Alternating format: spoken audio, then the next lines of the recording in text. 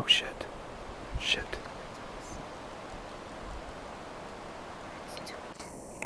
I know it's a sow and a cub.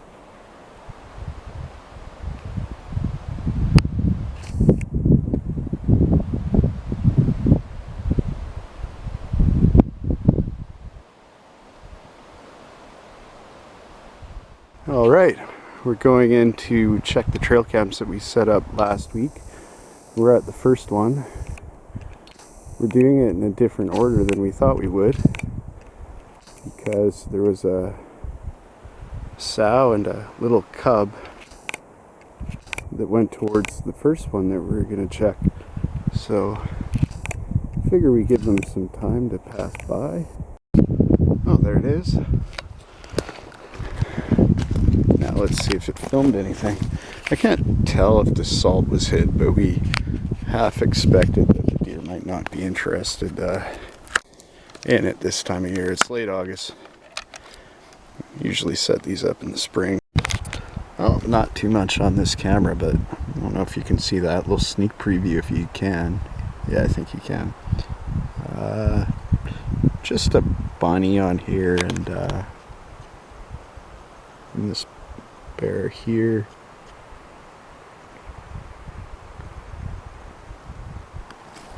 Oh, go check the other one now.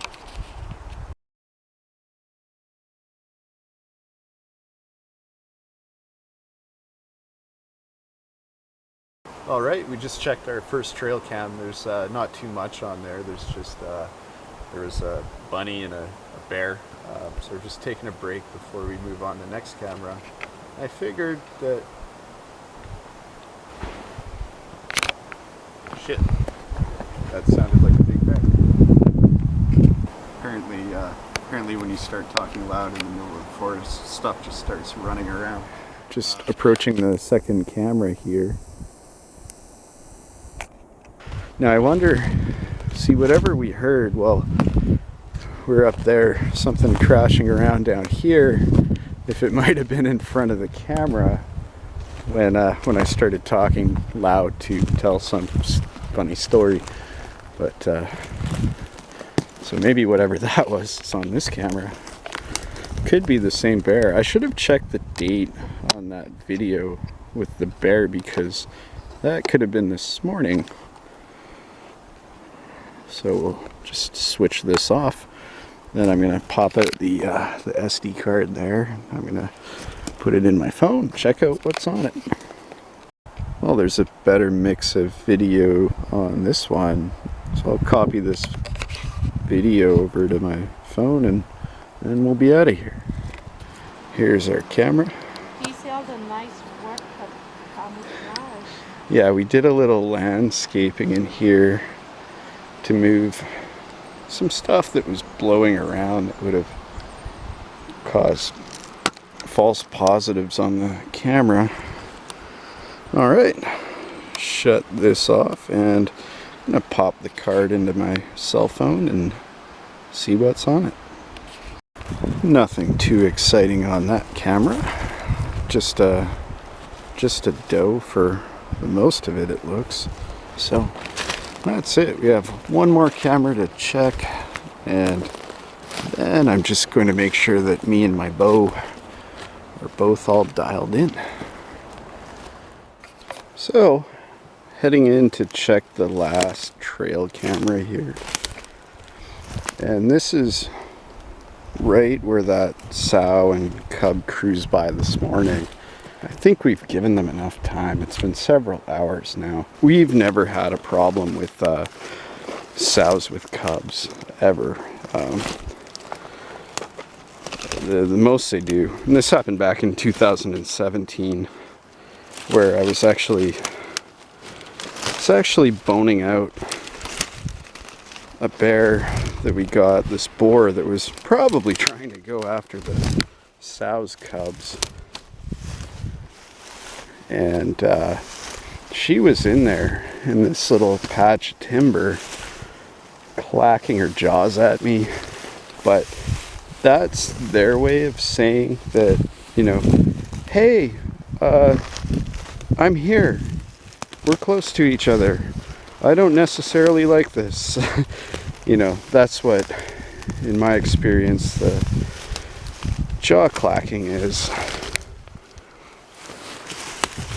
And we've just been around so many bears that, you know, I've never had a problem. Well, okay, we've never had a problem with sows. The only one we ever had a problem with that tried to have a go at us, or me anyway, twice. That was a boar.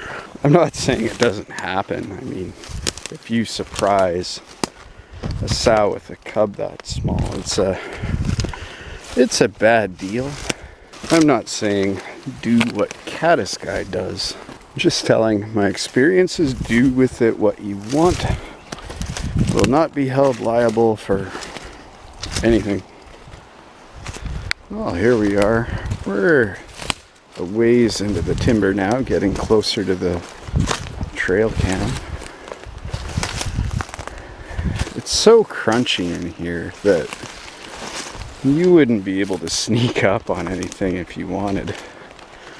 And the same is mostly true the other way around. You can see it from here.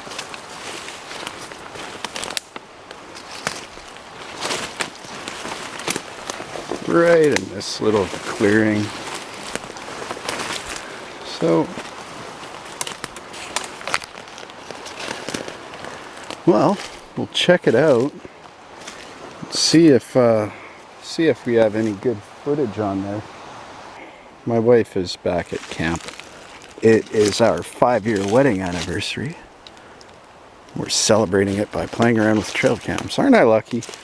So, I told her I'd be back in an hour, but I still have half an hour, so I'm just gonna explore back here, see what else is around, see if there's better ways in and out of some of these little pockets. It's just so dry and crunchy. With bow season coming up, it's gonna be one of those things. You have to pick a spot. You're just gonna have to sit there. So you're not gonna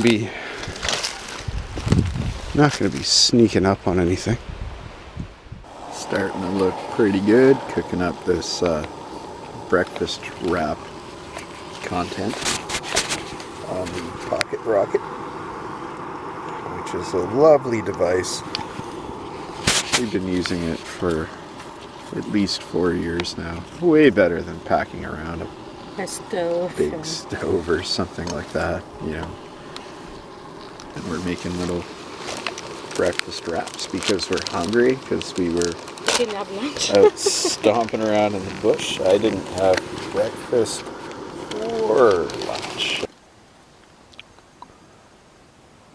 Perfect.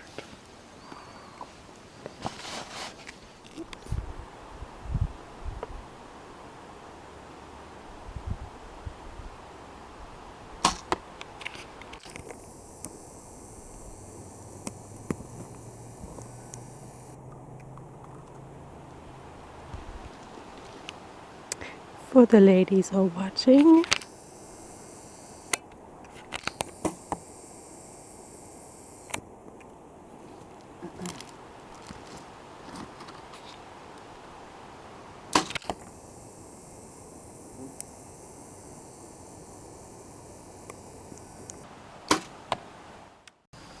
Checking out some of our trail cam footage.